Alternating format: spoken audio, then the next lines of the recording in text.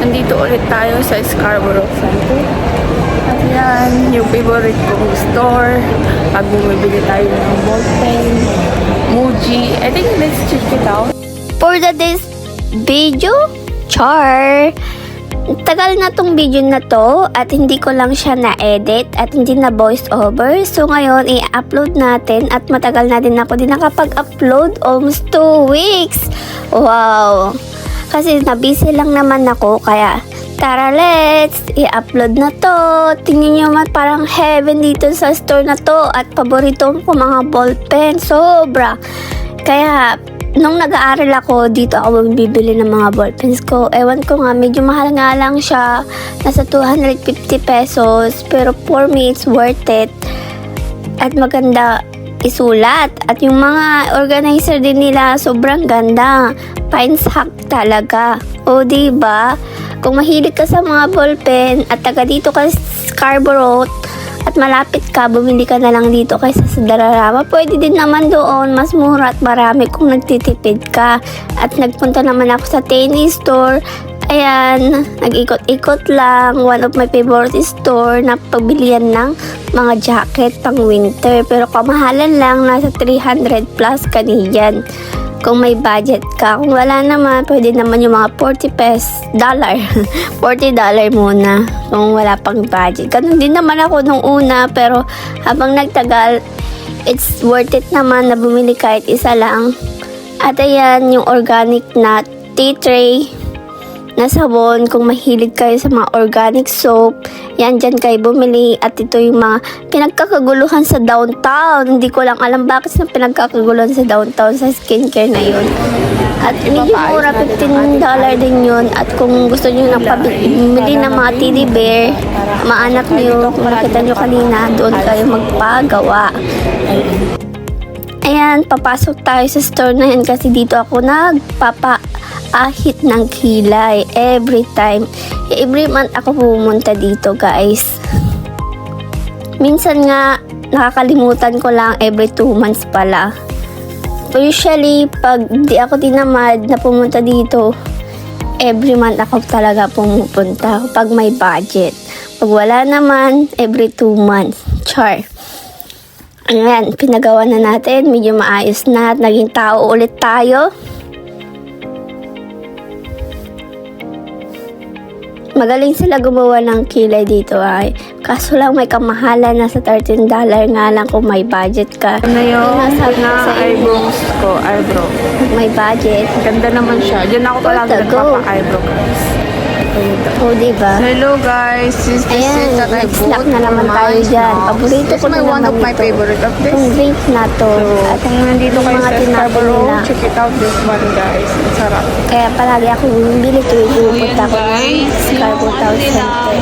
Ayan, paborito ko na naman. Kakain na naman tayo.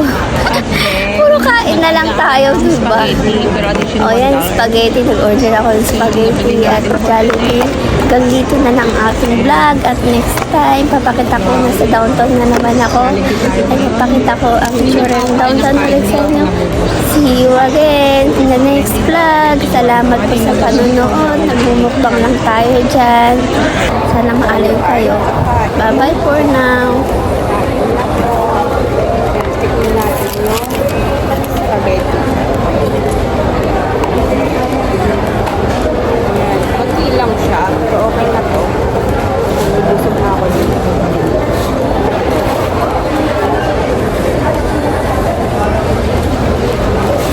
Lagay na lang natin dito.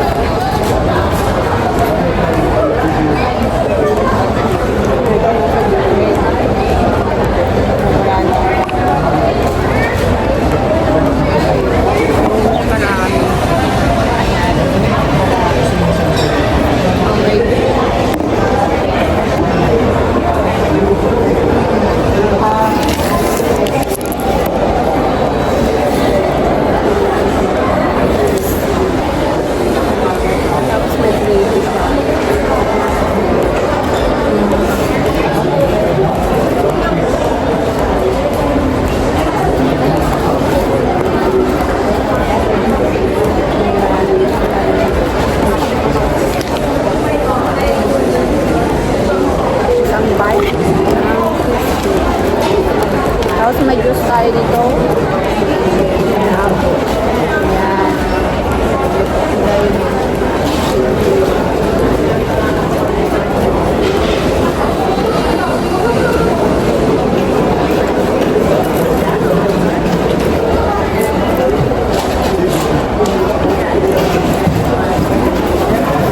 Very crispy guys. So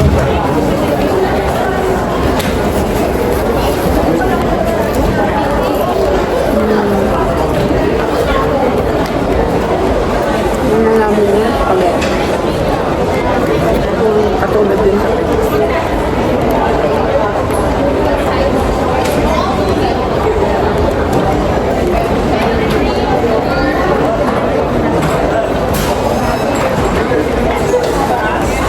mas masarap talaga yung spaghetti sa Pinas.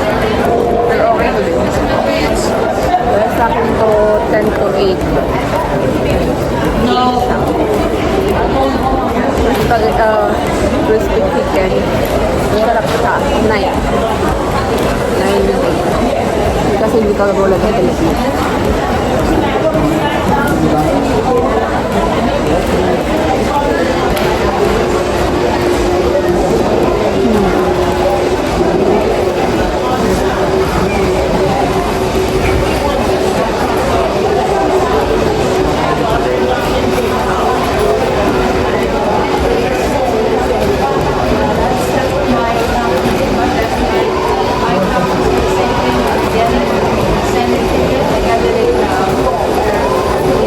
Ubusin ko muna to guys.